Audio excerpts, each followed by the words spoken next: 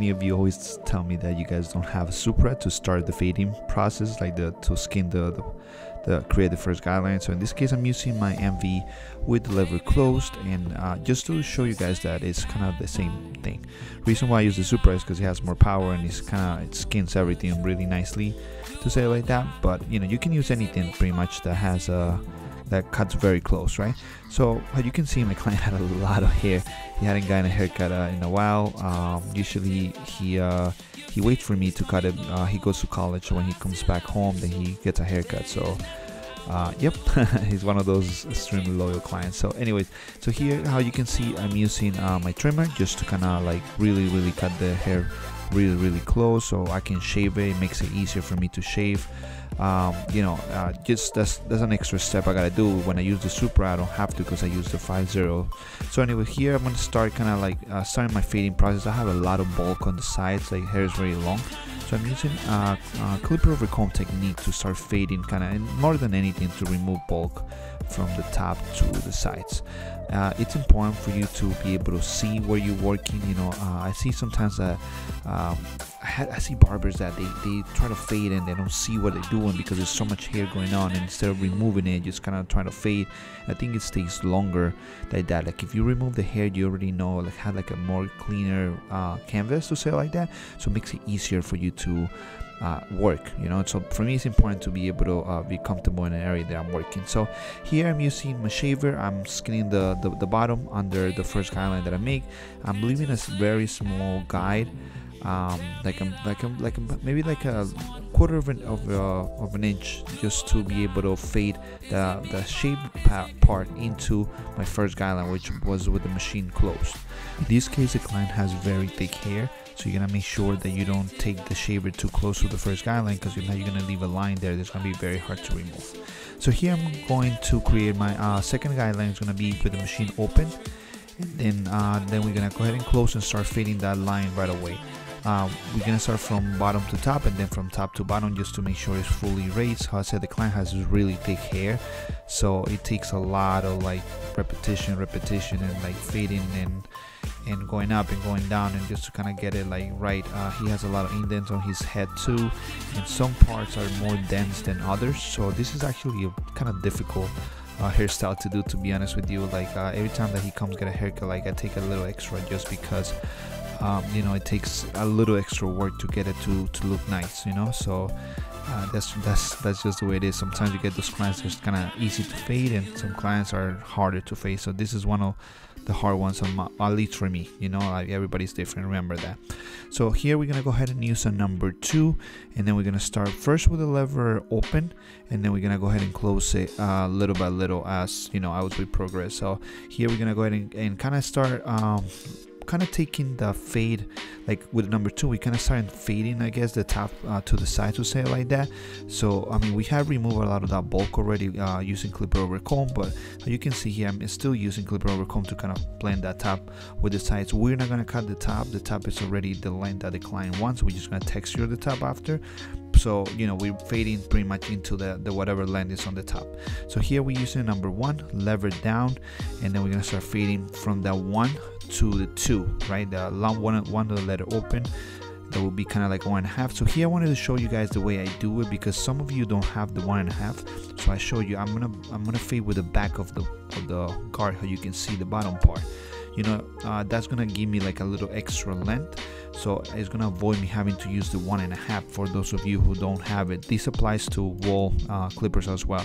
So how you can see, if I use the bottom or the back of the blade or the guard in this case, you don't have to really use the 1.5. It starts blending right away.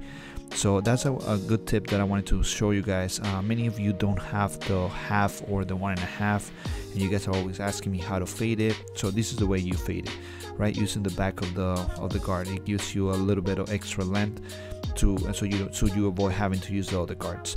Besides, Andy's never had these guards. They have them now, but before never did. So this is the way you have to fade regardless.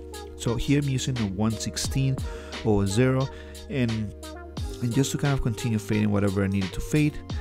Here I'm just going to use the machine with no guard, and kind of just down fade from whatever I already had done before. You can see I'm using the back of the blade as well, just to kind of give me a little bit more length. They kind of use the scooping motion, like a C motion, to kind of fade without creating more guidelines. Using a lot of the blade, the corners of the blade. I told you that the client has a little bit indents on his head, and some parts are darker than others, are more dense than others, so you have to use the guards, you have to use the corners, you have to use like pretty much every tool in the arsenal to kind of get that fade to look nice. So once we're done with the fade, we're gonna start doing the beard. The beard's pretty nice, you know, pretty easy to do. Just we're gonna do the neck, and then with the razor we're gonna do the top. You know, it's nothing really difficult. This one is a short beard, so it's pretty much pretty easy. Just make sure that you use the mirror to make sure the line on the neck is straight. I think that's the most important line with the beard, because once you get that straight, then everything else will fall into place. If the line on the neck is crooked, then you're gonna have problems trying to make sure that everything else lines up, right? So make sure that line's straight. Always check with the mirror. Also, you know, you can ask your client, put your client straight to the mirror and ask them if it looks fine. So here we're gonna start with the scissor work. We're not gonna cut the top, we're just gonna texture it. So I'm using kind of like point cutting, something point cutting technique on the top. Pretty much what I'm doing, I'm grabbing the hair, I'm cutting the hair straight down. This is gonna remove bulk, but it's not gonna remove the length, right? There's many ways to texture hair, to be honest with you, like, and I have to actually make a video about texturizing, just because there's so many ways to texture hair, and different techniques for different things, you know. So in this case, this is the technique I will use for this, just because we're gonna create movement, we want to create we're gonna remove some of the bulk, but we don't really want to remove the length. I'm not a big fan of using like texturizing shears or shears like that. Like I use them in this haircut, for example, I use them, but I'm not a big fan of creating texture with them. Maybe create some bulk or maybe fade with them, but not to really give texture. I like using different other techniques with the, you know, with the regular scissors.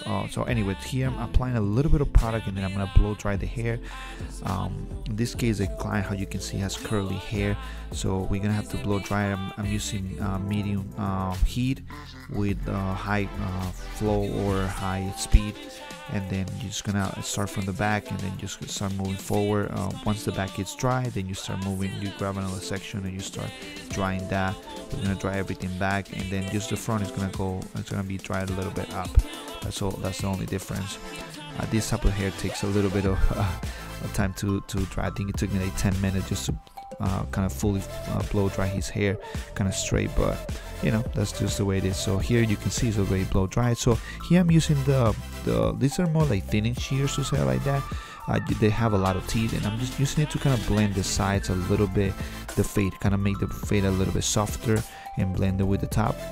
And that's what the reason why we use this type of shears. But that's about it. Honestly, every other technique, I just use my regular shears to remove bulk, or to create texture, or to make it, you know, make the hair move a certain way and all that stuff. I just use my regular shears. So here I'm applying a little bit of product. You know, in this case, I just want to add a little bit, something with a little bit of hold, not too shiny, right? I think with darker hair, or well, in this case his hair is not super dark, but it's dark brown, so I wouldn't use that much shine. I will use something a little more matte. And that's it, guys. This is the final look.